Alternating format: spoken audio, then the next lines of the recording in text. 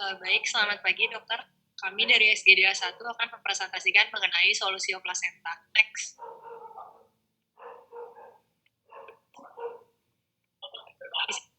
Ini ada anggota kelompoknya, ada saya Nabila Farha, kemudian ada Junita,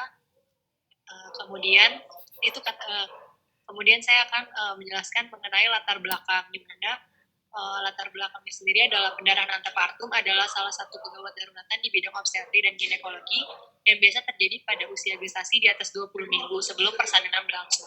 Salah satu kondisi perdarahan antepartum adalah solusio plasenta. Frekuensi solusio plasenta di Amerika Serikat sekitar kira-kira 1%, dan solusio plasenta parah yang menyebabkan kematian janin terjadi pada 0,12% kehamilan atau setara dengan 1:830 kejadian. Kemudian solusio plasenta terjadi pada sekitar 1% dari semua kehamilan di seluruh dunia. Di Indonesia, kejadian solusio plasenta sekitar kurang dari 150 kasus per tahun. Meskipun kasusnya dapat dikatakan sedikit, ketika solusio plasenta ditemukan pada paruh kedua kehamilan, maka harus diperhatikan karena merupakan penyebab perdarahan trimester ketiga yang signifikan terkait dengan morbiditas dan mortalitas janin dan ibu. Next. Rumusan masalahnya sendiri adalah apa yang dimaksud dengan solusio plasenta, bagaimana epidemiologi, etiologi, dan patofisiologi dari solusio plasenta, dan juga bagaimana cara mendiagnosis, tata laksana, dan prognosis dari solusio plasenta sendiri. Selanjutnya akan dilanjutkan oleh rekan saya. Next.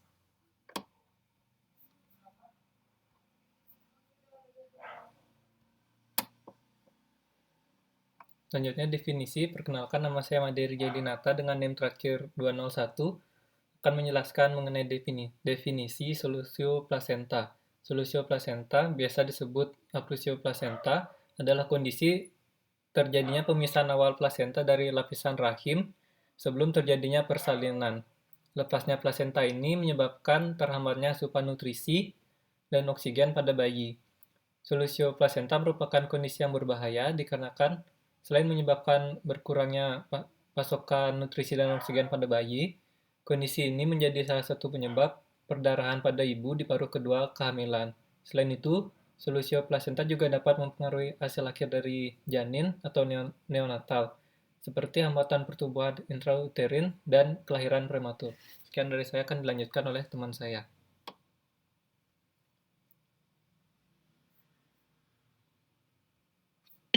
Perkenalkan, nama saya Nur Suras Auracaris dengan NIM 102.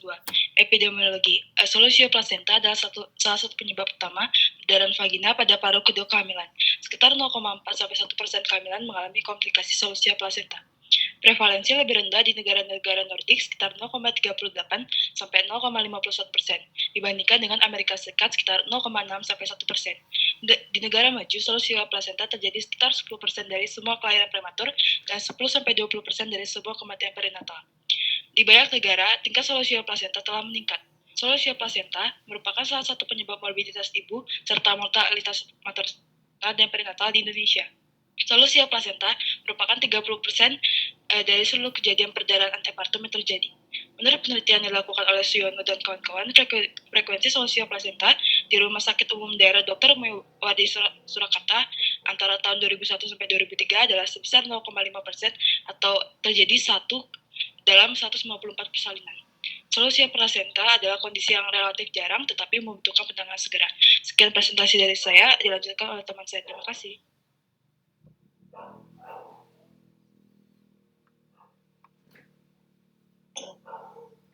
Baik, selanjutnya perkenalkan, nama saya Nabi Mutianika Bayangkara Putra dengan NIM 235.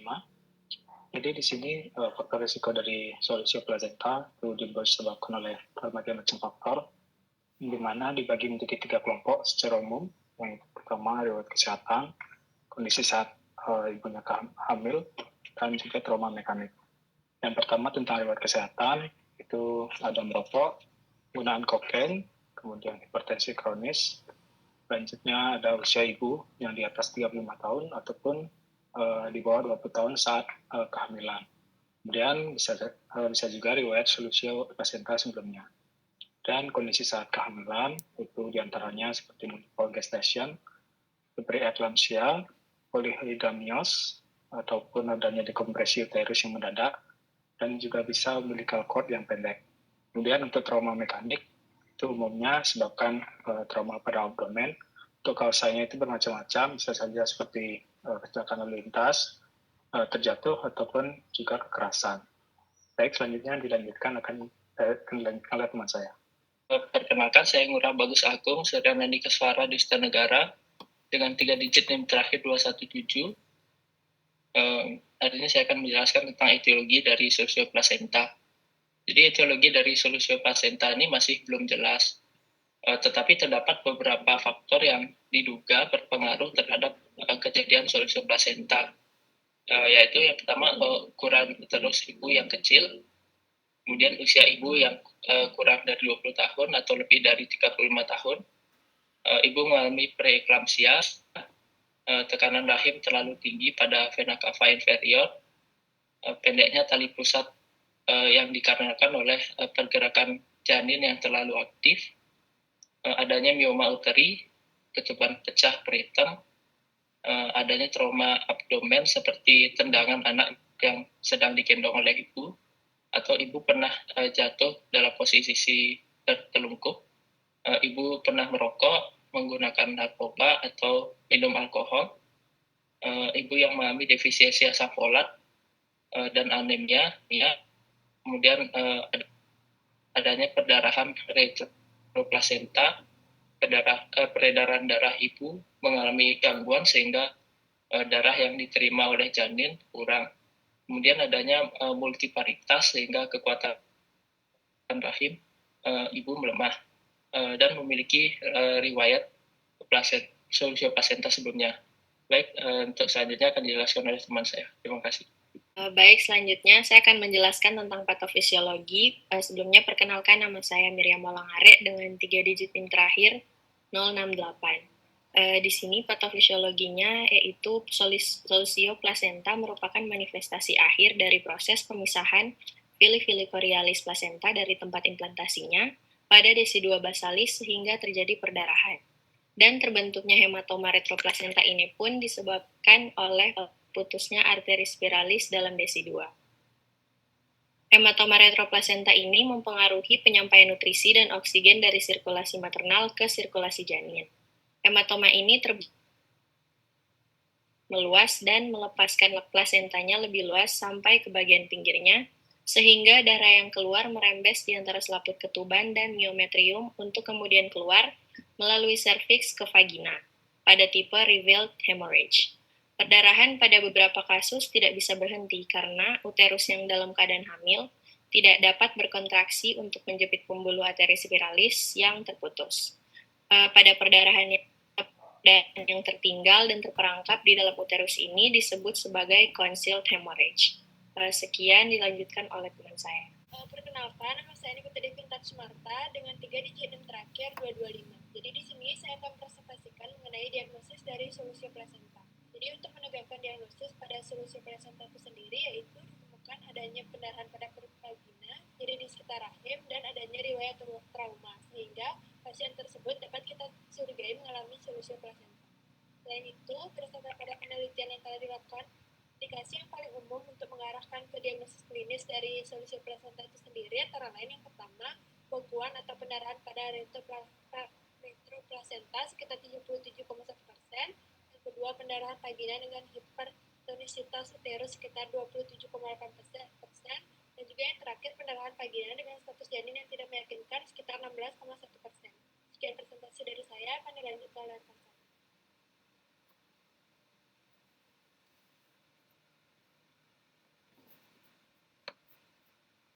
Baik, perkenalkan, nama saya Nita Renanda dengan 3 digit NIM terakhir 123. Sini saya akan bahas mengenai diagnosis banding. Adapun diagnosis banding dari solusio plasenta, yang pertama yaitu plasenta previa. Kedua penyakit ini tampak terlihat mirip, namun memiliki beberapa perbedaan, di mana berdasarkan definisinya, solusio plasenta ini merupakan pemisahan plasenta dari posisi yang normal dan terjadi pada kehamilan di atas 22 minggu. Sementara plasenta previa, berdasarkan definisinya, yaitu letak plasenta berada di posisi yang abnormal, yaitu di dekat atau menutup os cervix internal. Berdasarkan keluhannya, pada solusio plasenta biasanya pasien disertai dengan adanya rasa nyeri pada bagian abdomen, adanya pendarahan pervaginam dan mual. Sementara pada plasenta previa, biasanya keluhan pasien yaitu tidak adanya rasa nyeri, namun terdapat pendarahan pervaginam. Berdasarkan sifat pendarahannya, pada solusi plasenta biasanya pendarahannya secara tiba-tiba dengan darah berwarna merah tua hingga kecoklatan. Sementara pada plasenta previa, sifat pendarahannya itu terjadi secara berulang dengan darah berwarna merah segar. Berdasarkan diagnosisnya, untuk solusi plasenta ini biasanya ditemukan adanya dinding uterus yang tegang, janin sulit diraba, bunyi jantung janin melemah atau IUFT, dan pada pemeriksaan USG biasanya ditemukan adanya subchorionic bleeding. Sementara pada plasenta previa ini biasanya ditemukan uterus tampak rileks, bagian janin mudah diraba, dan pada pemeriksaan USG terlihat letak plasenta di segmen bawah rahim. Next. Baik, sini pada gambar sebelah kanan ini merupakan gambaran dari plasenta previa, dan pada sebelah kiri ini merupakan gambaran dari solusi plasenta.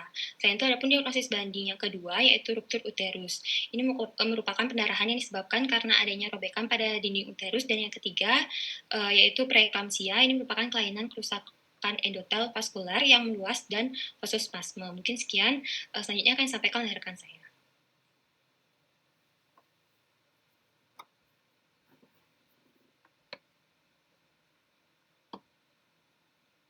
Baik, perkenalkan nama saya Dika Mangyudita Mira Pratnani dengan NIM 3 digit terakhir 177. Di sini saya akan melanjutkan pembahasan mengenai penata laksanaan dari solusio plasenta. Baik, penata laksanaan dari solusio plasenta ini dimulai pada setelah penderita didiagnosis mengalami solusio plasenta. Pada penata laksanaan solusi plasenta dibagi menjadi dua, disesuaikan dengan waktu kehamilan dari penderita.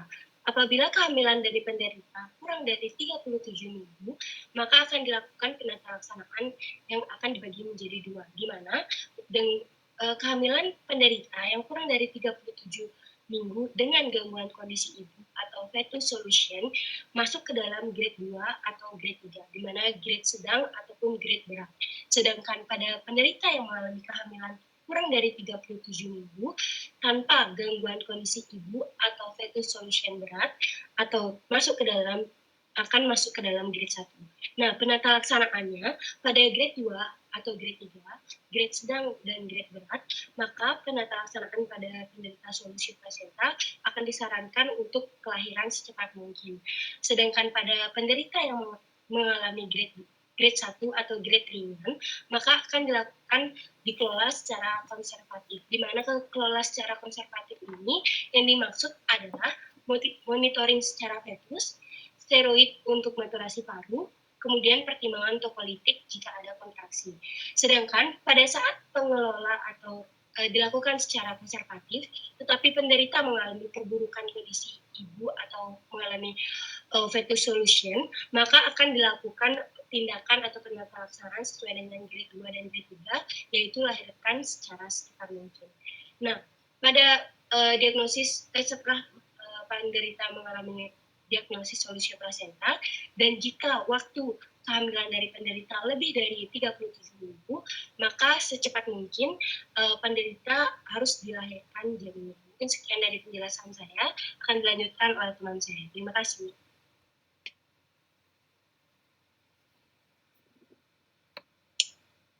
Baik, selanjutnya adalah komplikasi. Saya Igusti Ayu Putri Mahardani dengan NIM terakhir 058. Jadi, komplikasi dari solusio plasenta ini dapat mempengaruhi ibu dan janin. Komplikasi yang dapat dialami oleh janin antara lain adalah IUFD atau intrauterine fetal death, kemudian ada gangguan pertumbuhan janin, neonatal asphyxia, akut fetal distress, dan kematian bayi. Sedangkan pada ibu, komplikasi yang dapat terjadi berupa koagulasi intravaskular diseminata atau DIC yang dapat mengarah kepada kondisi pendarahan postpartum, shock hipovolemik, anemia, bahkan kematian. Ada juga komplikasi lain yang dapat terjadi seperti komplikasi akibat transfusi, histerektomi, dan kejadian solusio plasenta yang berulang pada 4-12% kasus. Mungkin sekian komplikasi dari saya. Selanjutnya dibawakan oleh rekan saya.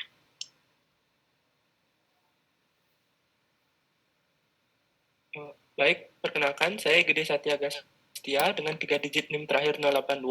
Di sini saya akan menjelaskan mengenai prognosis dari solusio plasenta. Di sini prognosis ini tergantung pada cepatnya waktu penanganan, dengan solusio plasenta parsial memiliki angka yang mortalitas yang lebih rendah. Mungkin sekian jawaban dari saya, bisa dilanjutkan oleh rekan saya.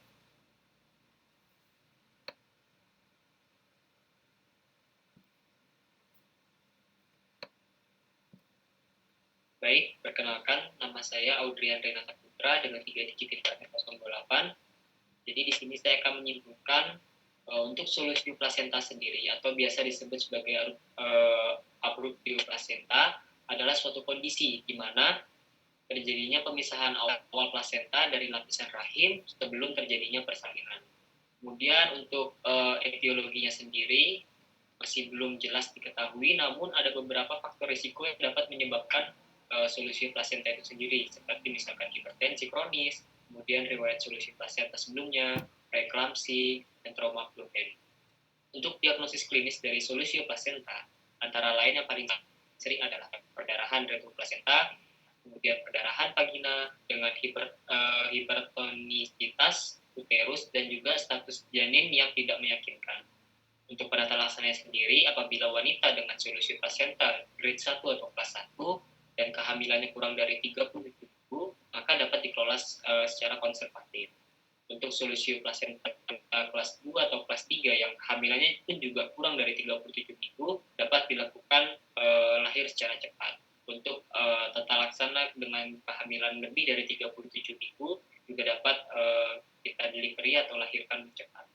Kemudian komplikasi yang mempengaruhi ibu ada antara lain yaitu DIC, kemudian perdarahan postpartum, shock hipovolemik, anemia, dan kematian. Untuk janinnya sendiri, antara lain ada gangguan pertumbuhan, aspiksia, acute fetal distress, dan juga intrauterine fetal death. Untuk prognosis juga bergantung pada cepatnya waktu penanganan, dengan solusio plasenta parsial memiliki angka mortalitas yang lebih. Mungkin sekian presentasi dari SGD 1 mengenai solusio plasenta, kurang lebihnya mohon maaf. Saya tutup dengan para Santi, Om Santi. Terima kasih.